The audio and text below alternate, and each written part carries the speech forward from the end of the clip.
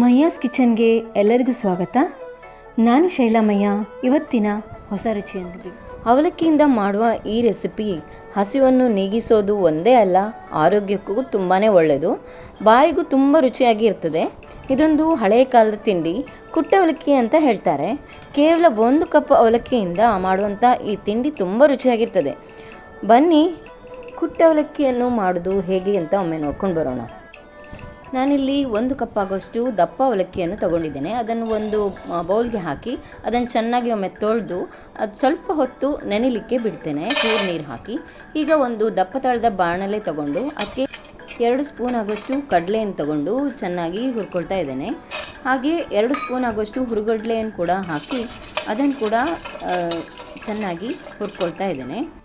ಖಾರಕ್ಕೆ ಇಲ್ಲಿ 3-4 ಬ್ಯಾಡಗಿ ಮೆಣಸಿನ್ಕಾಯಿ, ಹಾಗೆ ಅದರೊಟ್ಟಿಗೆ ಗುಂಟೂರು ಮೆಣಸಿನ್ಕಾಯನ್ನು ಕೂಡ ಹಾಕ್ಕೊಳ್ಬೋದು. ನಾನಿಲ್ಲಿ ಒಂದೇ ಬ್ಯಾಡಗಿ ಮೆಣಸಿನ್ಕಾಯನ್ನು ಮಾತ್ರ ಹಾಕಿ ಎಣ್ಣೆ ಹಾಕದೆ ಕಡಲೆ ಹಾಗೂ ಹುರಿಗಡಲೆ ಬಣ್ಣ ಸ್ವಲ್ಪ ಬದಲಾಗಿ ಘಮ ಬರೋ ತನಕ ಹುರಿಬೇಕು. ಸ್ವಲ್ಪ ಗರಿ ಆದಮೇಲೆ 3/4 ಕಪ್ ಆಗುವಷ್ಟು ಕೊಬ್ಬರಿ ತುರಿಯನ್ನು ಕೂಡ ಸೇರಿಸಿದ್ದೇನೆ. ಕಾಯಿ ತುರಿ ಕೂಡ ಸ್ವಲ್ಪ ಗರಿ ಆಗಬೇಕು. ಅಲ್ಲಿ ತನಕ ಹುರ್ಕೊಂಡು ಫ್ಲೇಮ್ ಆಫ್ ಮಾಡಿ ಈಗ ಸ್ವಲ್ಪ ತಣ್ಣದ ಮೇಲೆ ಅದನ್ನು ಮಿಕ್ಸಿ ಜಾರ್ಗೆ ಈಗ ಹಾಕ್ಕೊಳ್ತಾ ಇದ್ದೇನೆ. ಅದರೊಟ್ಟಿಗೆ ಕರಿಬೇವು ಸೊಪ್ಪು ಕೂಡ ಹಾಕಿರೋದ್ರಿಂದ ಒಳ್ಳೆ ಘಮ ಬರ್ತಾ ಇದೆ. ಈಗ ಇದನ್ನೆಲ್ಲ ಹಾಕಿದ ನಂತರ ಅದಕ್ಕೆ ರುಚಿಗೆ ತಕ್ಕಷ್ಟು ಉಪ್ಪನ್ನು ಕೂಡ ಸೇರಿಸಿ ಪೌಡ್ರನ್ನಾಗಿ ಈಗ ಮಾಡಿ ಇಟ್ಕೊಳ್ಬೇಕು.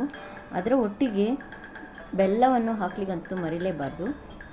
ಇದು ಒಳ್ಳೆ ರುಚಿಯನ್ನು ಬ್ಯಾಲೆನ್ಸ್ ಮಾಡ್ತದೆ. ನೋಡಿ, ಈಗ ಇದನ್ನು ಚೆನ್ನಾಗಿ ತರಿಯಾಗಿ ಪೌಡ್ರ್ ಮಾಡಿ ಇಟ್ಕೊಂಡಿದ್ದೇನೆ. ಇಷ್ಟು ಆದರೆ ಸಾಕು. ಈಗ ಇದಕ್ಕೆ ಒಂದು ಒಗ್ಗರಣೆಯನ್ನು ಮಾಡಿಕೊಳ್ಳೋಣ.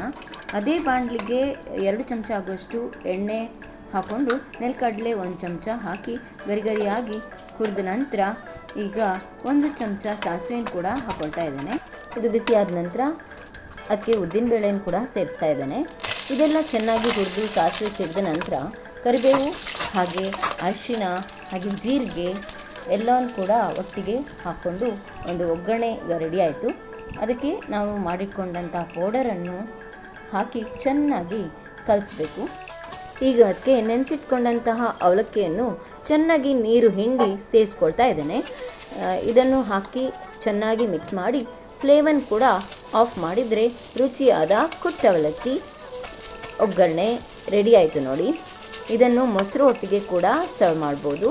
ತುಂಬ ಸುಲಭವಾಗಿ ಯಾರು ಬೇಕಾದರೂ ಬೇಗನೆ ಮಾಡ್ಕೊಳ್ಬೋದು. ರುಚಿಯಾದ ಹೆಲ್ದಿಯಾದ ಕುಟ್ಟ ಅವಲಕ್ಕಿ ಒಮ್ಮೆ ಮಾಡಿ ನೋಡಿ. ಸಂಜೆ ಹೊತ್ತಿಗೆ ಬಿಸಿ ಕಾಫಿ ಆರ್ ಟೀ ಜೊತೆ ತುಂಬ ಚೆನ್ನಾಗಿರ್ತದೆ. ಈ ಸಿಂಪಲ್ ಆದ ರೆಸಿಪಿ ನಿಮಗೆಲ್ರಿಗೂ ಇಷ್ಟವಾಗಿದೆ ಅಂತ ಭಾವಿಸ್ತೇನೆ. ನೀವು ಮಾಡಿ ನೋಡಿ, ರುಚಿ ಹೇಗಿದೆ ಅಂತ ಹೇಳಲಿಕ್ಕೆ ಮರಿಬೇಡಿ. ಈ ವಿಡಿಯೋಗೊಂದು ಲೈಕ್ ಹಾಗೆ ಶೇರ್, ಹೊಸಬರಾಗಿದ್ದರೆ ಸಬ್ಸ್ಕ್ರೈಬ್ ಮಾಡಲಿಕ್ಕೆ ಮರಿಬೇಡಿ ಅಂತ ಹೇಳ್ತಾ ಮುಂದಿನ ಇನ್ನೊಂದು ರೆಸಿಪಿಯೊಂದಿಗೆ ಬರ್ತಾ ಇದ್ದೇನೆ. ಅಲ್ಲಿವರೆಗೂ ಟೇಕ್ ಕೇರ್, ಬಾಯ್.